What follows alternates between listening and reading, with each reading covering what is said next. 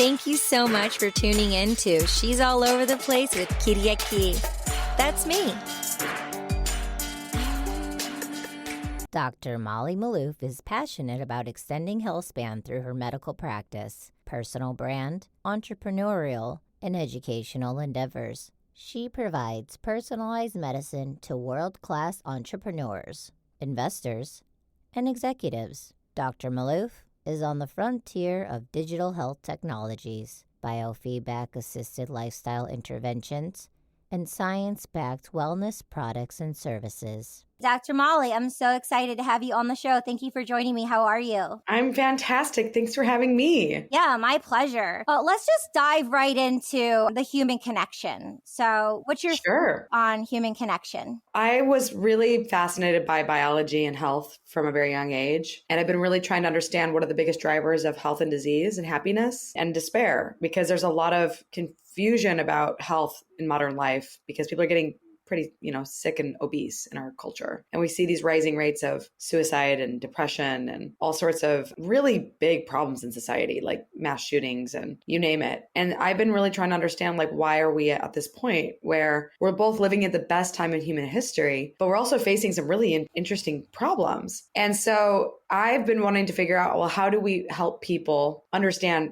why they are the way they are in modern life? And then also, what can we do about it? And I like to look back to evolutionary biology and history to understand what human life, what we evolved our genetics to be adapted to in terms of our human lives, and then how that's different from the world we're living in today. So human connection comes in because we have this quote unquote loneliness epidemic. Mm-hmm. But it's actually not a loneliness epidemic. Loneliness is just a signal, like a hunger signal or a pain signal, that's really designed to move people closer to their tribe. So the real epidemic is a social disconnection epidemic. And loneliness is a symptom of the disconnection. And a lot of people have families and they live with people, but they can still be lonely. So that's perceived loneliness, right? Perceived social disconnection. And then there's objective social disconnection, which is literally you don't have people around you regularly. And if you actually look at research, people are spending less time with friends and spending more time alone. And I think that this is definitely impacting our metabolisms and our mental health because it's out of alignment with our genetic design. Yeah.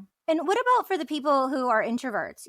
They're not the ones going out all the time and having these human connections, and they're socially awkward in a way, or they just like staying home. Like I remember hearing during the pandemic, a lot of introverts were like, this is just what I normally do. This is great. So what about the people who, are just more introverted or they're socially awkward, not connecting with people, or having dysfunctional families and not being able to connect with, you say family and friends, but they don't have the family to go to and they feel less than because they feel like there's something's wrong with them because of their family. I mean, that is part of the problem, is the decline of the family and the decline of the ability to work on problems with families. And a lot of people just resigning to believing that their families just aren't loving or caring. And a lot of people just aren't willing to do the work on relationships to make them work. And there's a lot of mental illness in certain families, which can make it almost impossible to do the work, right? So the first and foremost thing that you have to think about in this situation is firstly compassion, because not everybody is going to get the best family, but that's okay because there's your genetic family and then there's your chosen family. And I don't really care if you're an extrovert or an introvert. I don't believe that people are meant to be disconnected the way we are today. And I think that introversion is often an excuse for not connecting with people. Obviously, there's a certain nervous system setting in some people that makes them more likely to get energy from being more basically they get energy from not being around tons and tons of people. Like being around lots and lots of people can drain energy for certain people. Mm-hmm. That's totally well established. But in general, almost everybody is designed to be around others. Maybe it's not a giant crowd or a conference, mm-hmm. and maybe some people need more time alone than others, but everyone needs love and connection to thrive, period. There's no question that this is the solution to a lot of modern ills. So the question is how much, right? So there's like a spectrum, of course. So I'm extremely extroverted, but sometimes I don't want to talk to anybody for like a whole day. And like Sunday, I had the best day. I didn't do anything on Sunday. And I can't remember the last time I did nothing. And it was so glorious. I literally was like, it was the laziest day I think I've had in a year. And it was pretty wonderful to actually experience so much rest when I really needed it. But I'd also spent time interacting with people for 3 weeks. So, like your interactions with others is going to also be dependent on how much you're having as a baseline. Sometimes, like when you have a lot of interaction, you may need more time alone. And don't get me wrong, I'm not saying I'm like the world's expert on social connection. I just happened to spend like 2 years studying the science of love. And what it taught me was that oxytocin is nature's medicine. And this is from the work of Sue Carter, who's an incredible researcher who discovered pair bonding in prairie voles and has been studying oxytocin for her 50-year career, and discovered that this, she and a bunch of other researchers have discovered that oxytocin is fundamentally a healing modality. And it comes from safety, trust, and loving relationships. It comes from cuddling and affection. It comes from orgasm and laughing. It comes from holding a child and nurturing children. It comes from childbirth. It comes from breastfeeding. And it's almost like we have this system in our minds and our bodies to enable us to connect with others because it is preserving our cells and preserving our biology and preserving our health. Yeah. Beautiful. And when you were studying the love of science, what are some of your favorite books that you read within those 2 years? In terms of like the science of love? Yeah. Most of the stuff that I read was actually in white papers. So I read like hundreds of white papers. But I think if you're looking for research, I also hired an entire team of interns last summer. And I got like tons of literature that was summarized for me. And so we're going to be launching our brand, Adama Bioscience. And one of the things that we're going to be launching is a lot of the content that we've got on love and relationships that came from the internship that I ran. So, some of the books that really I thought were impactful were books that were written by Dan Siegel. Like he's a really, really brilliant human. He actually wrote so much on social connectivity. It's like one of his big things he talks about. But then there's also just like a lot of research that I've done on trauma and social injury. If you haven't read The Body Keeps the Score, that's a really good book. There's also a good book called Healing Sex, a mind-body approach to healing sexual trauma. There's so many books on social connection. There's just like, I have so much stuff summarized, but I would recommend people keep tabs on the company Adamo Bioscience, because we're going to be coming out with a lot of really great content coming up. But yeah, a lot of the stuff that I found was like literally in white papers and literature. Congratulations. I'm really excited for it. That's so neat. That's and needed, like you said. The first book I heard of, the second one, no, I'm definitely going to get them on audio. Dom Miguel Ruiz has an amazing one. It's called Mastery of Love. The author who did the 4 Agreements. It's called Mastery of Love. It's quite beautiful and poetic. Let's pivot and shapeshift into, women and their menstrual cycle. Last season was a women empowerment series, and I had all these international women on to hear their stories and the impact of divine feminine energy. But we didn't come up with the moon cycle, the menstrual cycle, and being connected to it. So I think I have a lot of women and young girls listen to the show. So I think it'd be really fun and interesting to dive into that topic. Well, the menstrual cycle is a lifestyle biomarker. And just like blood sugar, heart rate variability, your libido and your menstrual cycle are like very important markers of health. And a lot of women just don't pay attention to their menstruation because they would rather not think about it, because oftentimes they have problems with it that they haven't been able to solve. And so I really think you have to pay attention to it. Like I'm always tracking my period with the app called Clue or Natural Cycles and Oura Ring. And like I realized I forgot to log my cycle this week. And so I'm like logging it today. But what I love about logging my cycle is it can like basically help me understand, is it regular? Is it irregular? Are there issues with it? But in general, it's pretty darn regular. So I'm so excited. I just downloaded it because I had something before and I didn't use it, and I'm a little all over the place, and I'm kind of like this rebel with like everyone's like consistency, and it's just like but it's like I'm consistent with not being consistent, so that's my consistency. Bad joke, but the thing is, I'm an athlete, so once an athlete, always an athlete, and I was a late bloomer, and I've always been irregular. So sometimes I would get my period once every 3 months, and every single time I'd go to the doctors, they're like, when did you have your last cycle? And it's just been so difficult to give that information. And then it's like an awareness because like you said, like so many people don't keep track of it. So speaking of that, I mean, you should really check out the portion of my book on the topic of relative energy deficiency of sport, because oftentimes the reason why you're having these irregular cycles is that, I mean, I don't know if this is your case, but this was me when I was in high school. I became a runner and I thought I was eating enough food, but I had lost a lot of weight. And I had I basically like my energy consumption was not meeting the demands of my exercise program. And so my period stopped for that reason. And I see this in a lot of women who try to start biohacking and they start doing intermittent fasting and ketosis and high intensity interval training and weight training. And they're doing it all at once. And their periods are irregular because they're actually not metabolically unhealthy to begin with. And now they're doing all of these biohacks, which are great if you're metabolically unhealthy. But if you're already metabolically healthy, you may not need to do all that. And they're causing too much stress on the system. So this is part of the reason why I wrote the book, because I wanted to teach people, like, you really don't want to overdo these things, especially if you're a woman. Yeah, the Spark Factor will be in the show notes below, so people can tune in to get it. Very cool. I'm a runner as well. So short-term, medium-term, long-term goals. What you do as an individual affects the whole. When it's, it's a team sport, but it's an individual sport. So I always liked running cross country because you can apply it to your personal and then you can apply it to workforce as well. So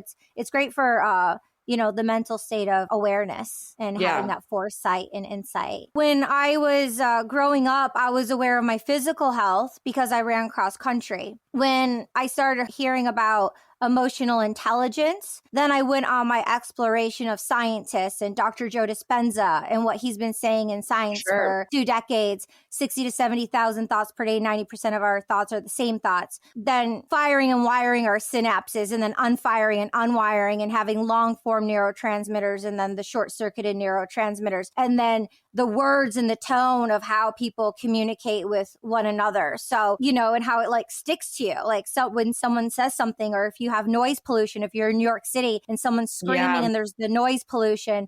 So how to protect emotional health and how to be aware of it without denying that inner voice within and acknowledging our own feelings without feeling like a wimp or a victim. Because in the times of today, it's like if you express your emotions or if you talk about emotions, someone can quickly laugh at you or make it a joke that, you're playing a victim. So that balance in weaving in today's society with knowing if you're in a victim mode or, really having stuff that we're growing and dealing with, because there's a lot of it, but we don't, like you said earlier when we started, people aren't knowing the tools on how to, apply the solutions for what's happening in the world right now with our vulnerability of our emotional health. I mean, I definitely think you make a lot of really good points here, because there certainly are a lot of people who didn't get proper conditioning from their parents on how to handle emotional distress. And that leads to them turning to things like social media, porn, and food to feed their emotional pain. And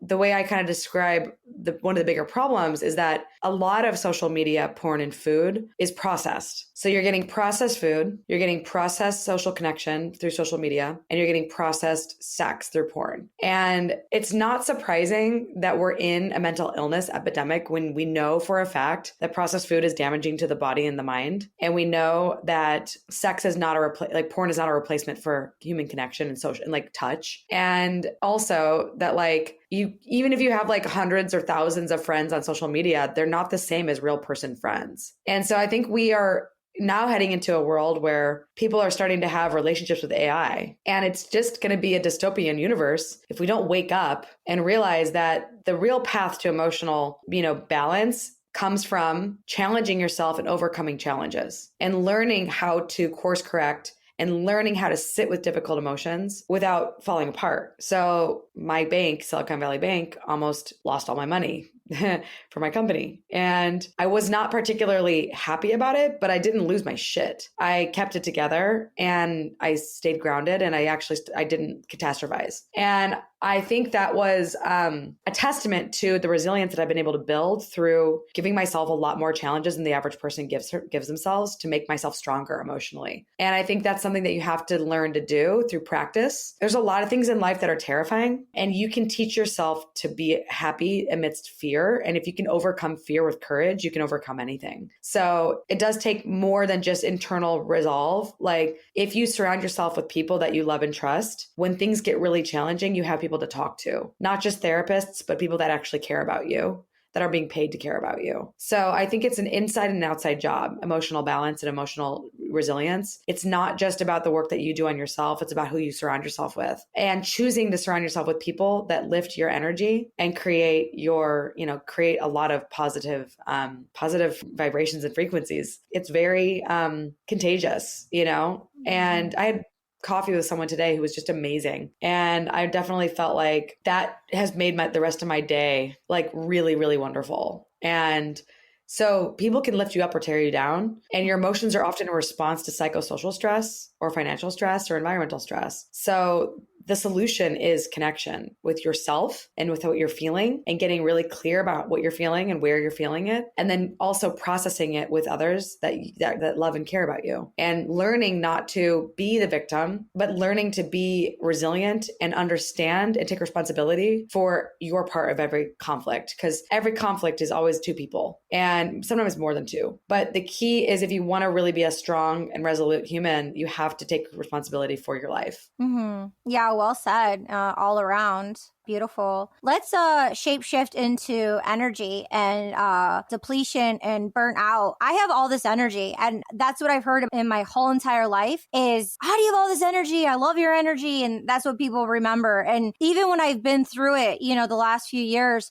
people will still be like, you have this pure energy. And for me, I'm feeling like my gas tank is a bit lower, but everyone else sees this glowing magnetic energy about me. And I'm going to be real with you. Like, Ariana Huffington is amazing. I love her. She's, one of my Greek mentors, like, to heart forever. She asked me to write for her for the Huffington Post, like, back in 2016, and then shapeshifted into Thrive Global. And she has a TED Talk on Sleep Your Way to the Top. It's a 5-minute TED Talk. And she talks about her. I know about that. Yeah. But she talks about her burnt out experience and how she hit her head on her office desk. And I saw that like a while ago, but almost a decade ago. But for the very first time, without knowing it, I've probably felt things. But in December of 2022, after our Basel, I felt for the very first time burnt out. Like, I didn't know what it actually felt like. And now I do.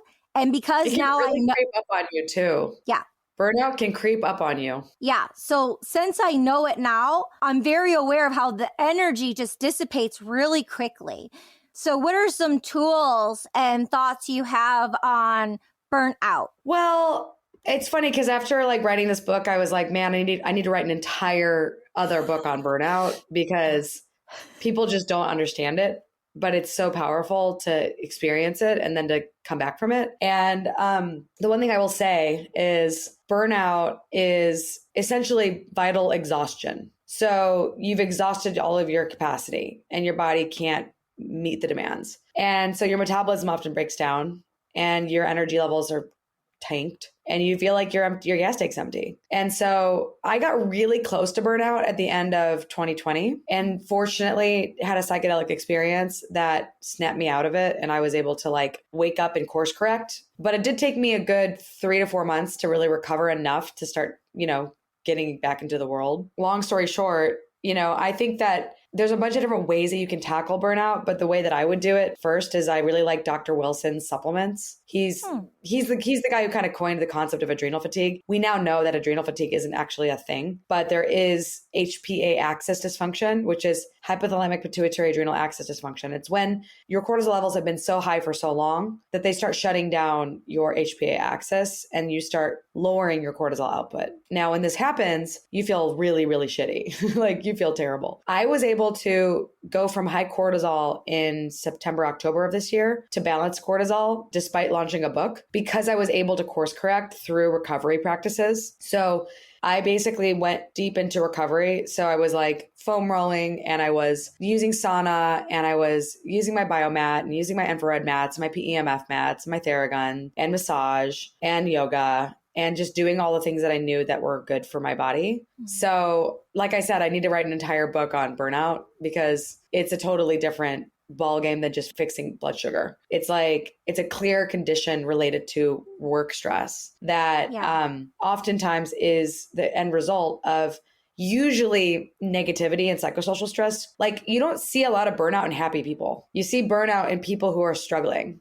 and who are suffering and who are under the surface really not particularly happy. And it's kind of like depression due to work. It's like your work has drained you so much and your attitude has been so negative that your body just feels like it can't make it. And so it's really important to maintain a positive attitude throughout your healing journey because it will help you heal faster. It's hard to do when you're feeling really terrible. Like I had some really big challenges at the beginning of the year and I was able to like help them. I was able to move through them, but they were not easy to handle, you know? Those tools that you mentioned, some of my friends have them in their homes. So I just want to identify for the user. It's not something you have to go out and do. You can just have these things and do you set aside an hour or two and you make sure you do them every day? Do you kind of do some just throughout the day? You know, you just interweave it into your practice morning, day, night. When you feel something come up, you listen, attune to that, and then maybe go to the biomat or go to the sauna. Like, do you wait until you feel that feeling of like, oh, you're going to deplete or I've done too much work in a rotation? Or did you take actually some time off of work completely to focus on the healing? How was your experience? I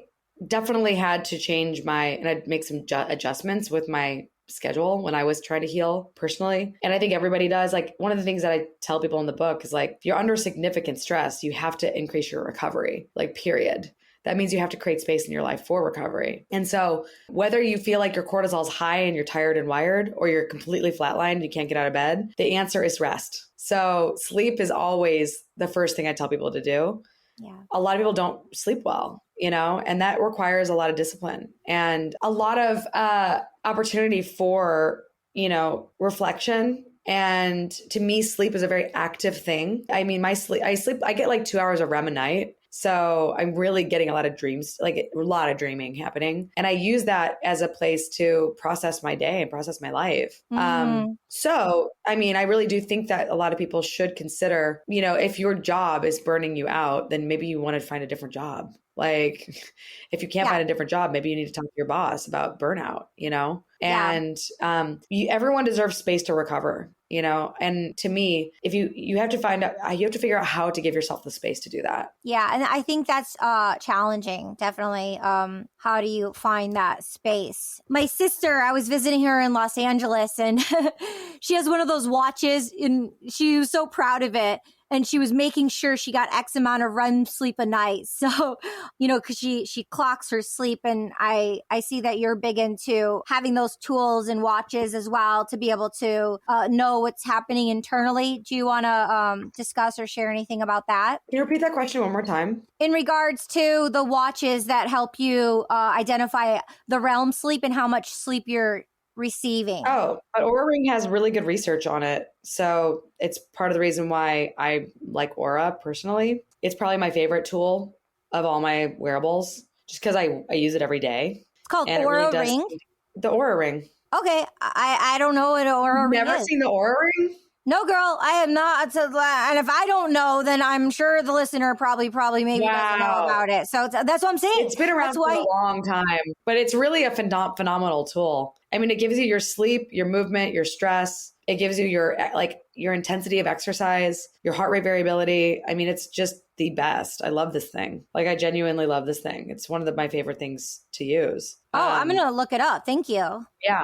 I think I have a code, Dr. Molly, for a discount. Doctor spelled out or DR? I think it's Dr. Molly, but I can I'll put a link in the show notes. I'll send you a link for the show notes. I appreciate that. Thank you. I'll include it. And then in regards to exercise, is it fine morning or afternoon? Like, when do you work out? And I know everyone is different. So some people like working out later. Some people like working out in the morning. Any thoughts on exercise, or is it just matter? Yeah, no. There's some research that I saw recently. And I think it was, let me look this up one second. There was definitely a research that just came out, about men and women and sex differences in timing of exercise.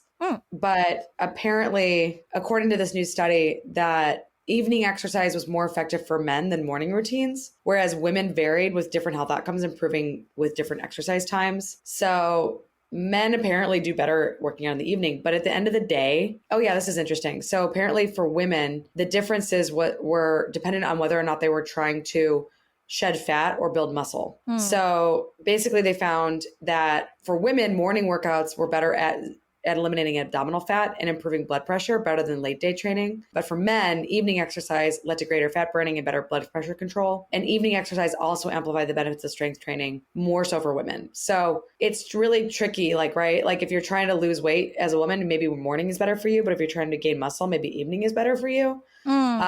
I don't know. I really kind of look at these studies and I'm like, so what? Real reality is like the best thing for you to do is to exercise. So a lot of people just like don't do the first thing, which is exercise. And like even today, I was going to go to the gym and I ended up having like a 2-hour morning meeting and an hour and a half morning meeting. And so like, I definitely have gotten less movement in today than I would anticipate. So after this call, I'm going to the gym in the late afternoon, but I prefer to work out in the mornings and I prefer it because it gives me more energy throughout the day and I can get it out of the way. And then I typically like to use my treadmill desk during the day or get walks in throughout the day, depending on the weather. So I'm a big fan of moving just consistently throughout the day. And then trying to do exercise snacks here and there if you can. But yeah, I think it's really a matter of like also doing whatever you want to do and what you like to do versus like making it a chore. You got to make it something that you like want to look forward to do. And I also like going to the gym to do saunas and whatnot. I love saunas. Yeah. In regards to the burnout, how much is too much? Like lifting weights, like how much if someone's burnt out,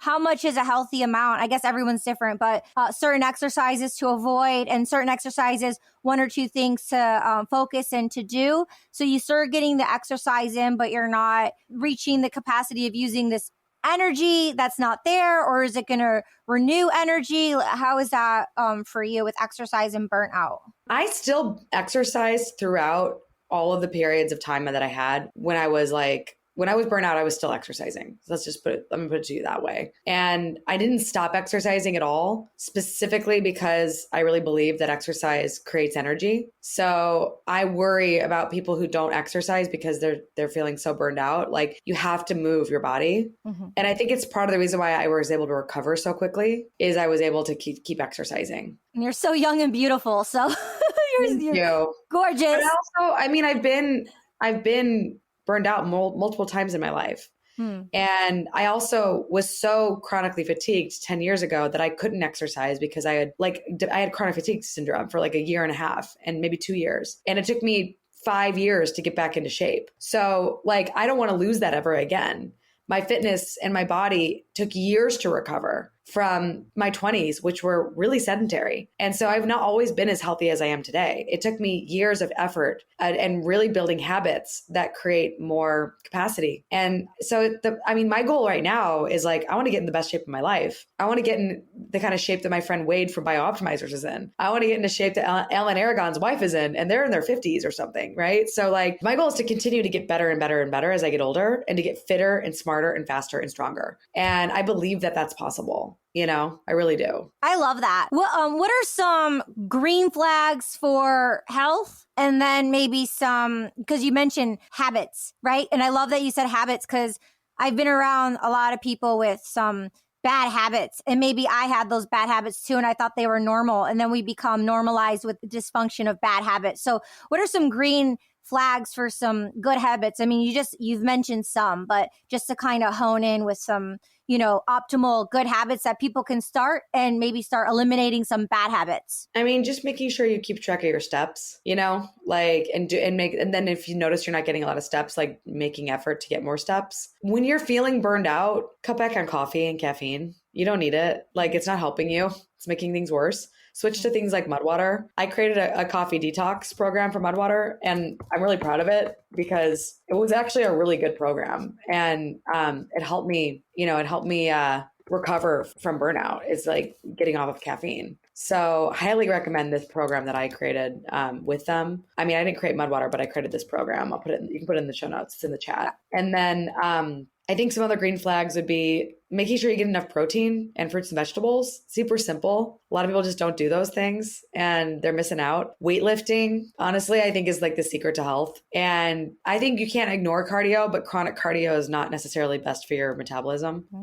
So, I mean, and then you can't get over like sleep and human connection. Those are just so important. You just cannot ignore them. They're so important. I appreciate those words. And, I wish we had more time, but honing it in here, you mentioned, and I'm, a big fan of psychedelics, and you mentioned you had a psychedelic experience in 2020. Which psychedelic did you partake in? And if you want to share some of that with us, it would be awesome. Yeah. So first and foremost, disclaimer for this podcast is I am not in any way, shape, or form recommending psychedelics to the public by describing my own personal use. But I was in a country during the pandemic that mushrooms were legal. And so in that country, I was able to take medicine and was able to experience a mystical experience that enabled me to look at myself and how I was living my life and realize that there were some really important changes that I had to make in order to really regain my happiness. And I just wasn't happy. I was really